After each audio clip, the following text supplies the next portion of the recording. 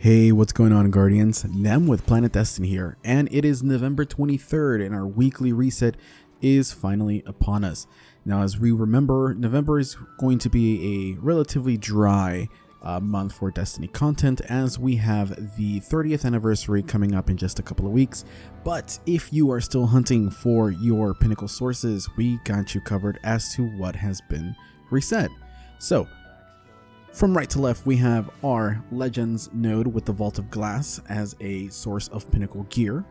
We have your 3 matches of Gambit, your Vanguard strikes, and your Crucible play mode. As far as strikes goes, our weekly Singe is going to be Arc, and our dailies are going to be Stasis Singe and Hot Step. As far as our Nightfall goes, we have the Lake of Shadows Nightfall. Now, it seems like there may be a tooltip going around that it is double rewards for Nightfalls. I am unsure of the validity behind that, so just take that with a grain of salt until it's confirmed by one of the community managers over on social media. So you have your Nightfalls and your Grandmaster as well for those that are going for your Conqueror titles.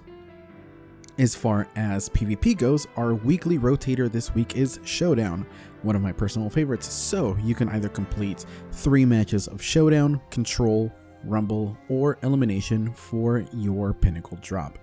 Over on Europa, we have our simulation, which is going to be over here, the Safeguard simulation for pinnacle gear, and your Master Empire Hunt, which is going to be the Technocrat.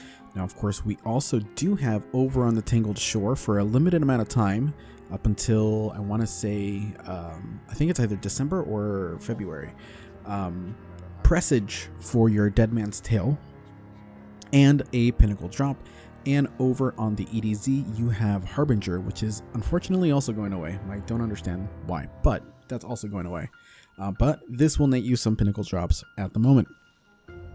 Now, we do have over on Helm the weekly seasonal activity, the Shattered Realms. This week is the Debris of Dreams with 4 champions defeated for your pinnacle drop. And finally, over in the tower, you have our Prophecy Dungeon for pinnacle gear as well. Now, let's go ahead and take a look at what everybody's here for, of course, our Eververse rotation. So for the weekly silver offerings, we have the Bad Science emote, which actually I haven't seen this one before. This looks brand new, which is the Donald Glover scene. So it's an activate emote, so you have to press the thing twice. This is actually fantastic. I really enjoy this one, so let's go ahead and play that one more time. So you have to stop the emote in order to get to get the action to happen. This is really fucking cool. I actually love this emote, though I probably won't be picking it up for 1,000 bright dust. That's a little too high for an emote. That's almost the cost of an entire season.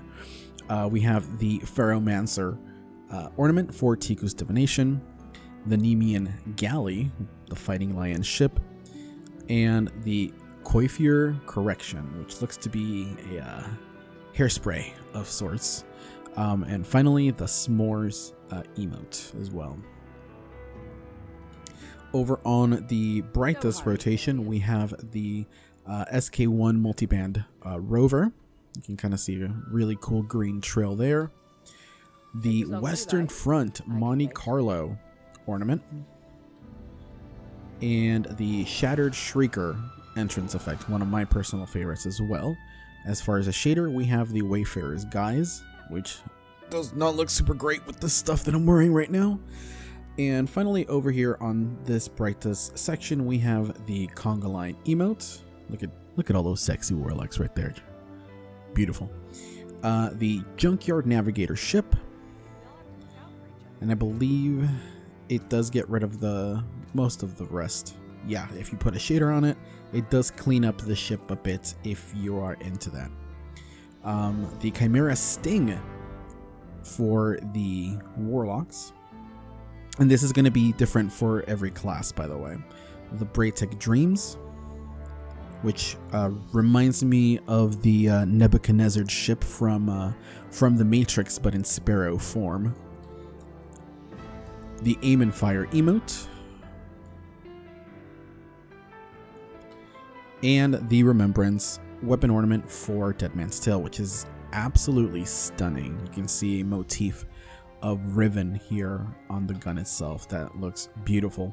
As far as shaders, we have Dawn and Dusk, which is a vanilla shader, the Jungle Viper from Season of the Undying, Polished Sea Stone from Season of the Undying as well. Actually, no, this is Undying or Curse of Osiris. It's one of those two. COPPERBRAND, and we have the Reef Oracle TRANSIMAT effect, followed by the Guiding Light, which looks really neat. And again, we again have the Shattered Shrieker here.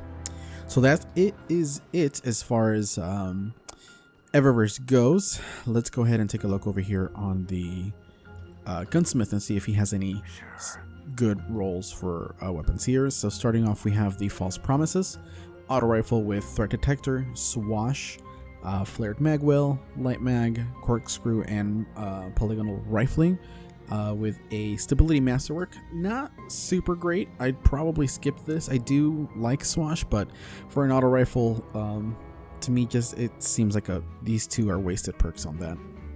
For the Lonesome, we have rapid hit swash, armor piercing rounds, flared magwell, full bore, and arrowhead break with a range masterwork. Now this is one of my personal favorite sidearms. These are actually two solid perks that you can roll on this.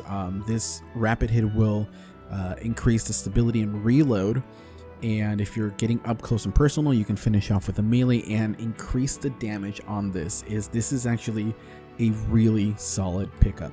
So go ahead and try that out if you haven't played with a Lonesome yet. Top tier, recommend it.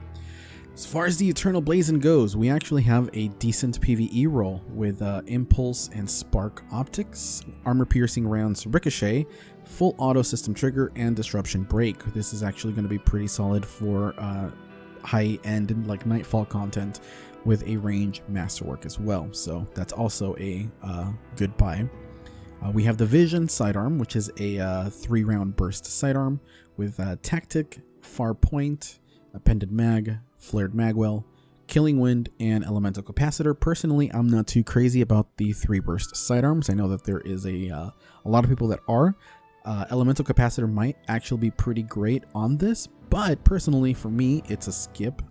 And finally, we have the Outrageous Fortune with Hard Launch, Quick Launch, Remote Detonation, Spike Grenades, Auto-Loading Holster, and Ambitious Assassin. This actually looks like a decent PvE roll. I'm personally not too crazy about the Outrageous Fortune, but the roll itself looks pretty decent. And finally, we have our Bad Omens with Linear Compensator, Smart Drift Control, Black Powder, High Velocity Rounds, Snapshot Sights, and Kill Clip, which is kind of wasted on a rocket launcher, with a Blast Radius Masterwork. Again, if you have the seasonal rocket launcher, there is absolutely zero need to purchase that rocket from Banshee. But that's going to be it for this week's Reset Guardians. Thank you so much for watching. Hopefully you guys are out there having fun, whether if it's on Destiny, Halo, or any other game that you're currently playing until the 30th event goes live. With that being said, thank you so much, and we'll see you next time.